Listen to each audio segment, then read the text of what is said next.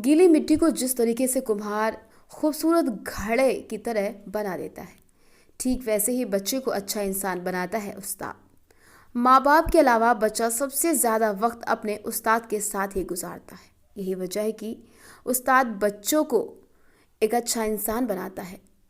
उस्ताद ना सिर्फ हमें तालीम देते हैं बल्कि अच्छी चीज़ें भी सिखाते हैं।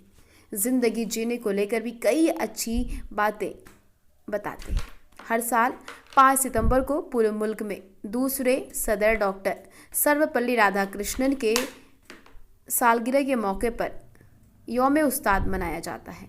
इस मौके पर मुल्क भर के तमाम इंस्टीट्यूट में उस्तादों को इज्जत दी जाती है। कई प्रोग्राम होते हैं।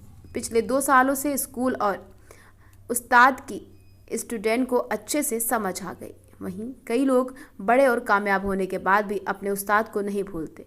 हर साल अलग अलग तस्वीर के साथ साथ उनके लिए एक ख़ास मैसेज शेयर करते हैं।